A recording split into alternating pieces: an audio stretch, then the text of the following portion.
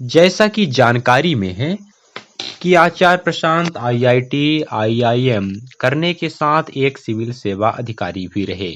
यदि उनके बचपन की बात करें तो उन्होंने 5 साल की उम्र से ही अपने पिता के पुस्तकालय में रखी पुस्तकों का अध्ययन करना शुरू कर दिया था और 9 से 10 साल के होते होते वहां रखे सभी पुस्तकों का समुचित अध्ययन करने के बाद और अधिक की मांग करने लग गए थे। बचपन से ही पढ़ाई के प्रति इनका रुझान अधिक रहा। यही कारण है कि छात्र जीवन में हर बार प्रथम श्रेणी और पहले रैंक से उत्तीर्ण होते आए। इनकी मां, जो कि एक गृहिणी हैं, को मदर ऑफ क्वीन से संबोधित किया जाने लगा। सिविल सेवा अधिकारी पद को धारण करने के दौरान इनको किसी के अधीन रहकर दबाव में आकर काम करना अच्छा नहीं लगा होगा, क्योंकि इनकी इच्छा थी कि ये स्वतंत्र रूप से अपने दायित्व का निर्वहन करें। शायद यही कारण रही होगी ऐसी नौकरी को ठोकर मारने की, और सामने एक परम उद्देश्य भी मौजूद था जो समाज को सही दिशा और दशा देने के लिए प्रतिबद्ध दिख रहा था।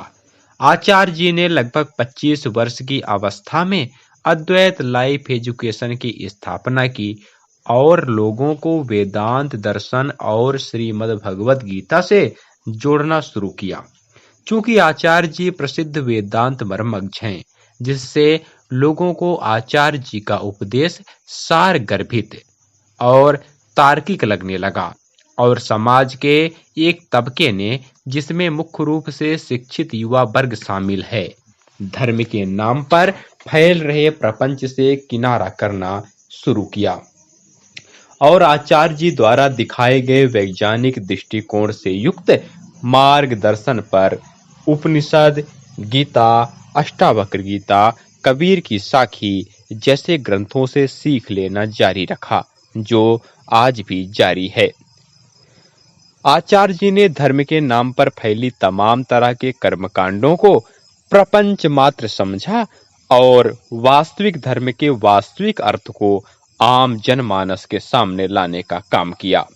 इन्होंने आमतौर पर समाज में प्रचलित धर्म को लोक धर्म कहा और इसे वास्तविक धर्म का बिगड़ा हुआ रूप नहीं, बल्कि इसका सबसे बड़ा शत्रु बताया।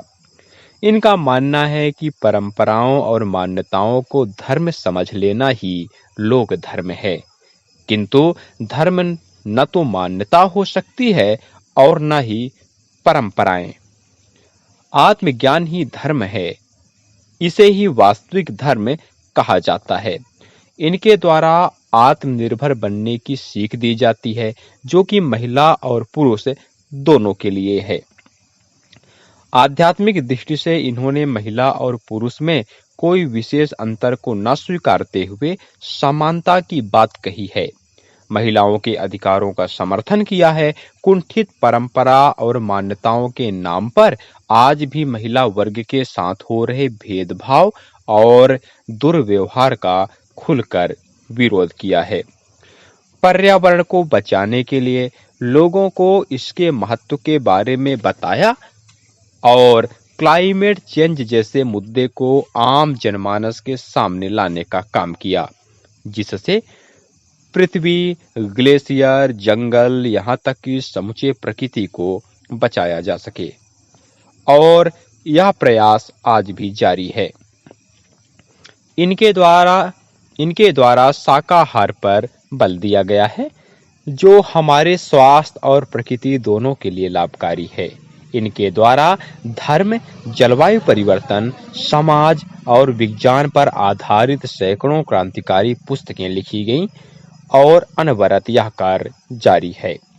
इनका YouTube चैनल है, जो कि आचार्य प्रशांत के नाम पर ही है, के माध्यम से इन्होंने अपने परम उपदेश को आम जनता तक पहुंचाने का काम किया और यही कारण है कि इस प्लेटफॉर्म पर इनसे जुड़ने वालों की संख्या, यानी चैनल को सब्सक्राइब करने वालों की संख्या 53 मिलियन के आसपास है, जो 5 करोड़ 30 लाख के बराबर है। इनके ऑनलाइन सत्रों में इनसे 35,000 से भी ज़्यादा लोग जुड़े हुए हैं, जिनकी संख्या लगातार बढ़ती जा रही है, जिससे आप भी जुड़ सकते हैं। इनसे व्यक्तिगत तौर पर भी ऑनलाइन माध्यम से जुड़कर समस्याओं का समाधान पाया जा सकता है। आचार्य जी की संस्था विश्व के कल्याण के लिए प्रयासरत है, जैसा कि देखने को मिल रहा है। यही कारण है कि संसाधनों की पूर्ति के लिए आपसे संस्था को कुछ योगदान देने की बात कही जाती है।